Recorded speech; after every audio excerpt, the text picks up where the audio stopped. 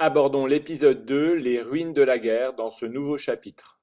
Après le bilan humain, un bilan matériel et financier de la guerre et des destructions considérables.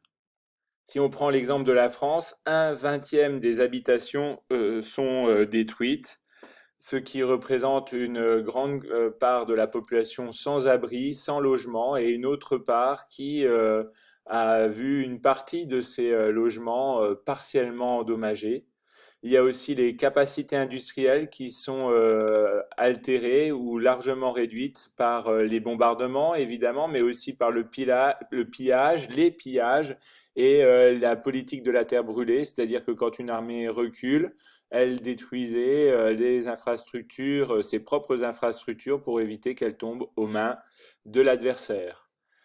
Et il y a donc une partie des moyens de production qui ont été détruits, les usines, mais aussi la production énergétique, les barrages, les sols, l'agriculture, avec les champs de mines qui empêchent un retour rapide à la normale, les infrastructures de transport et de communication, les ports, les ponts, les gares, les centres téléphoniques avaient été visés par les bombardements et en grande partie détruits. Il y a aussi un manque d'hommes, car ils sont soit morts, soit encore dans des camps de prisonniers, et donc la main-d'œuvre vient à manquer. Et enfin, il y a une désorganisation de l'État, une désorganisation administrative qui ne permet pas de pallier rapidement aux urgences.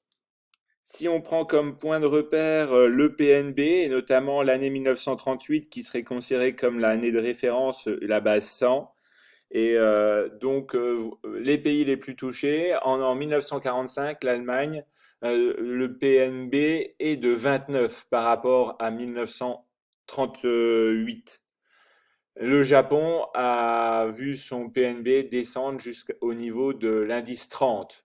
La France a perdu près de la moitié de sa richesse avec un indice de 54. L'Italie, les deux tiers de sa richesse avec un indice de 61. L'Union soviétique a perdu un quart de son PNB entre 1938 et 1945.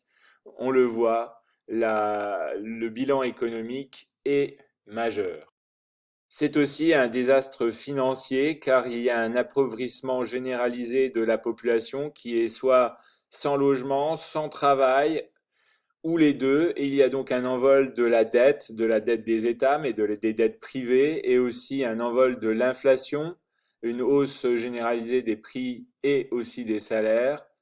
Et malgré le rationnement, il y a un développement de la pauvreté. On peut donc, à l'issue de cette vidéo, essayer de décrire les conséquences économiques et financières durables de la Seconde Guerre mondiale.